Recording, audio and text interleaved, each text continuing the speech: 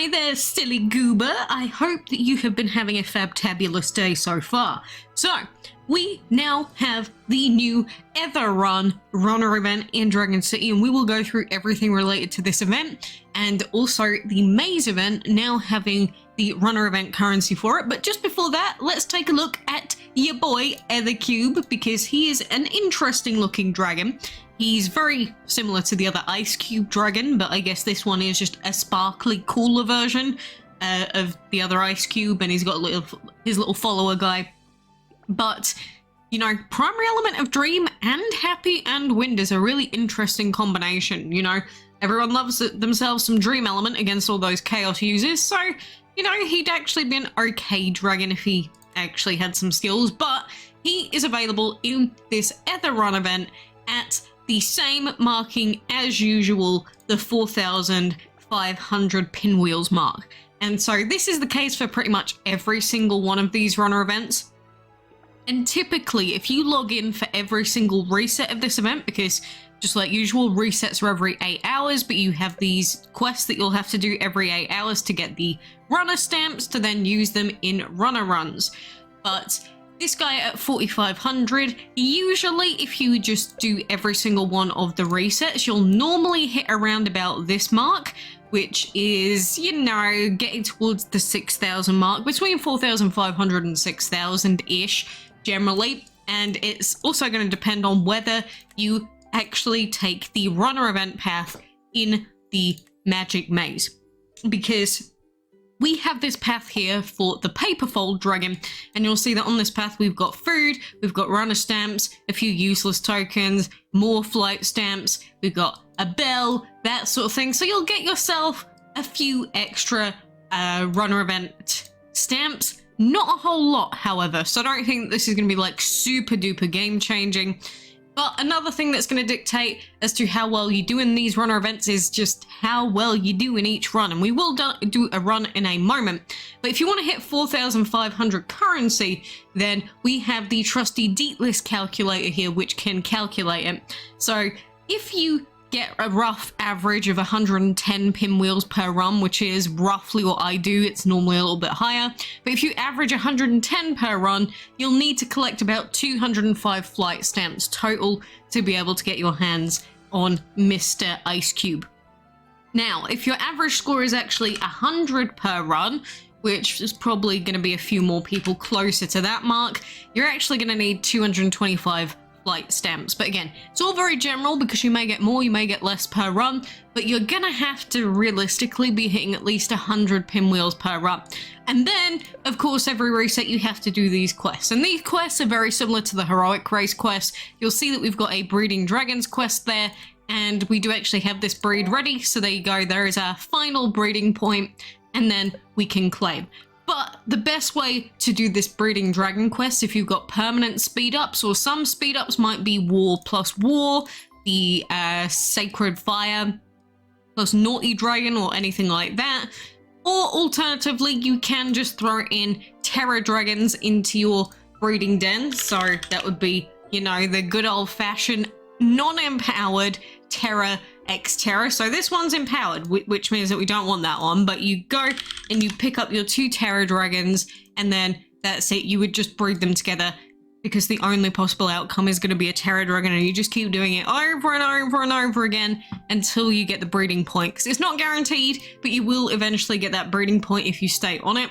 But again, if you've got permanent speed ups, or some speed ups like me, you'll see that I abused those so that I could get my actual points a lot faster. So that is the breeding task. If you want to know how to do it, I've done guides on it before, but it's the same as heroic race, basically. The other tasks that we've got are things like feeding dragons and collecting food. Feeding dragons is pretty easy, just level up a level 1 dragon. Collecting food, pretty simple. I've got some long timer food in there from the puzzle event. But what you'll want to do is, once you've collected your puzzle event farms, or say you're going to do half and half. Half of them you're going to keep long timer food, half you might want to put in short timer food, but then you want to make sure you don't just like regrow. Make sure that you either choose 12-hour food, which will keep you mostly in line with the resets, or you just select the shortest timers, the bluebell bouquet flowers, because the bluebell bouquets have the shortest timer, and you're not going to get an item every single time you collect from them. But as long as some of your farms have these farming items in them, you're not going to get stuck on any of the farming tests. So some people like to do 50-50 so that they never get stuck. So you can do that if you want. We are also going to have more of these tasks to do, and I actually really like Deet List for this because it shows you the current mission set, the upcoming mission sets, and a few in advance as well, so you know what to expect. So for instance, we've got the current mission set. The upcoming mission set is going to be collect food, collect gold, and hatch eggs. So then you know that you can put in, say, some war dragon eggs into your hatchery in advance so that then you can hatch them without having to speed anything up. Easy peasy lemon squeezy. Or alternatively, you can use Terra Dragon eggs. The only one that might cause some problems generally for some newer players is going to be League battles. But we currently have an Alliance chest on for League battles anyway. So honestly, you should probably be ready to be able to do your League battles regardless. But just be aware that those tasks do come up during Runner. So anyway, in terms of the actual Runner event itself, let's go and do a run while we're here.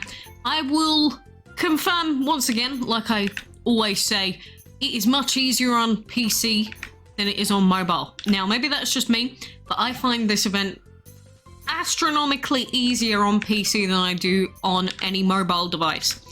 I'm not sure if it's because, well, I just got rudely distracted by my mobile. Never mind. So I'm going to quickly make sure that I don't die here. But I just find it so much easier to just do everything in Runner event runs when it comes to PC over mobile. It's just having to move it with your sweaty fingers and, you know, maybe your screen's a bit old. Ugh, you know, I don't want to deal with that. I just want to deal with a nice and easy click and clacky keyboard, and it's just a hell of a lot more responsive, generally speaking, a lot faster. I find it easier, so if you're struggling with mobile Runner, maybe try PC Runner. But again, depends on whether you know how to click buttons on a keyboard or not, and I guess whether you can actually log into the game on PC or not.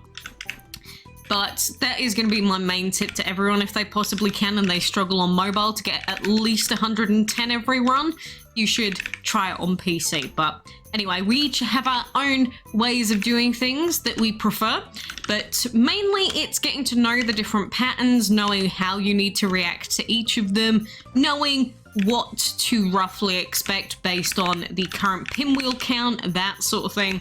And if you're a brand new player to Runner events, you're just going to have to get used to them, to be honest.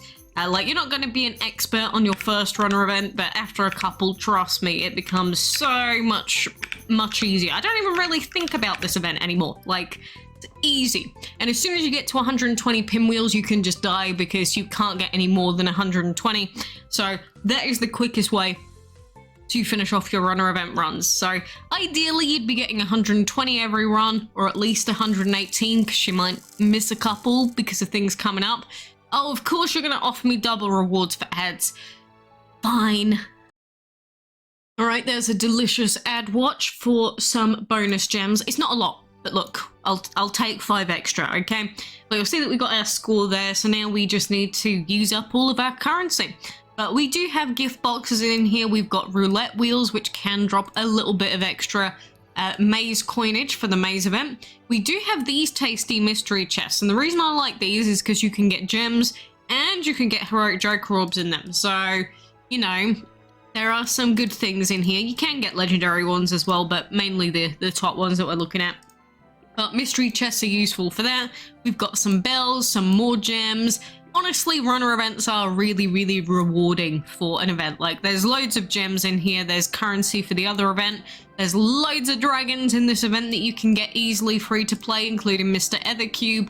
But then the further you go, you can also get your hands on guaranteed XL food boxes, which are fantastic. These are a really good way to stack up loads of food. But how far you get is going to come down to how well you do in every run, whether you finish every single quest or not. And if you really want to go as far as you possibly can in this event using gems, you can actually gem this event. Not like some of the other events, but you can actually gem this event here. And there is actually a birthday hamper available in this event, and if we scroll down on the Ditlet website, you'll see that that one is down at 6,600, which again, most players aren't going to be hitting the 6,600 range unless they gem a couple of times. And by that I mean gem these tasks here, which you'll see it's 40 gems, which is quite expensive, and you have to do the tasks again. So you have to make sure before you gem that you have all of your cooldowns on, say, your hatchery or your breeding dens prepared, or your Terra Dragon breedings ready to go.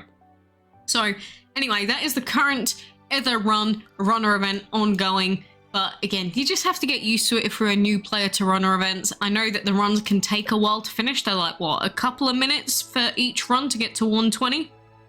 And then obviously you have to use as many flight stamps as you have. But I would highly recommend, personally, that since this is a 4-day long event, I would recommend using your flight stamps as you go through the event rather than saving them all to the last day, because it takes a while. It will genuinely take you a couple of hours total to finish off all of your runs. That is when you've got 100% of your flight stamps there. So I personally think it's a much better idea to just do runner event runs as you go, like during the next 4 days. But it's up to you. You don't have to do that. That is just my personal recommendation or guidance for you, because the amount of people that save up all of their flight stamps until the last day, and then the next message is, oh god, what am I gonna do? I've got like 4 hours of the event and I have to spend 220 flight stamps. Oh dear, you don't want to be that person, trust me, it feels bad. And plus, if you're gonna be a little bit more stressed, maybe you won't do quite as well during the runner event runs, because this is like the only real event in the whole of Dragon City that is technically skill-based, which I kind of like it, personally. I know a lot of people don't like it, but you only need to get to 120 pinwheels, because after that, the only thing that the game gives you is going to be food and gold, and that's not really worth it for the amount of food and gold that it gives based on the amount of time wasted per run. At least that's me personally. If you were like super desperate for some bonus food for whatever reason, like you just needed every single apple that you could get, then yeah, maybe for you, it skipped a little bit ahead there, then maybe for you. But personally, I am not going to be worrying. I'm just going to get to 120 every run, or try to. Very occasionally we might screw up at like the 115 mark, but that is my goal, just 120, and we die every time. So yeah, I do wish you the very best. I hope that you can get all of the items that you want out of this event. I hope that you are going to be able to finish off the collection. Just don't forget that there are a few bonus moves inside that maze event. But at the same time, make sure that you don't spend on this runner event path if you are saving up for a specific path, and you might run out of currency otherwise, like, I don't know, Mr. Penguin or Mr. Beaconeer. Like, you don't want to waste the currency, but at least doing the runner event's going to give you bonus maze currency as well, so you definitely want to be getting on this event, because like there's plus 300, then we got plus 400, we got the roulette wheel, plus 500. It's a considerable amount of extra currency, so don't just ignore this event. There's some insignias too, gems. Honestly, I love runner event. I'm sorry to everyone that doesn't, but I love the event. It's very rewarding, and it's an event that actually keeps you on your toes. You have to actually pay attention, so there's that too. But aside from that, the only other thing that we've got going on are the ads, so make sure you do watch your ads for some bonus flight stamps in there also. And we've also got your boy Malice, which I guess we'll do it while we're here, just before I head off. You know, it's I don't like Wizard's Hollow. Although, to be fair, when was it, yesterday? I did get to, what is it, 20 or 25? But, you know, the rewards just aren't worth it unless you're going to be gemming the whole way through, which, to be fair, this Malice Dragon, he's not too bad. And, you know, you might want to pick him up, collect him for whatever reason, but at least for me, the cost is only 5 gems. So, like, I don't feel too bad about gemming the first one. So we can gem the first one and keep going, see if we get the gems back. But generally, this is, this event is just not fun. It's just an RNG fest. It is just not an enjoyable event to deal with at all. But at least if you do get lucky, you can get your hands on some very, very tasty Joker orbs. Which, you know, Joker orbs are tasty. I will take Joker orbs any day of the week. But the question is, when will the wizards pop up? How lucky will one be? Not lucky today is the answer. So even though we got the 3 out of the Joker orbs, you see we're kind of screwed here, so whatever, we're just gonna quit out. It was 5 gems. Some people it's 10 gems. But I'm just gonna, you know, I'll take a 5 gem lost for a chance. If we'd have got further than that without dying, I probably would have kept going, but I'm not gonna keep going when we die twice that early. It's not worth it. But anywho, I do wish you the best, and good luck with all of your breeding. I hope that you manage to get your hands on Super Darman if you're going for him, because it's very unlikely, but I do wish you the best of luck. And I guess, until next time, ciao.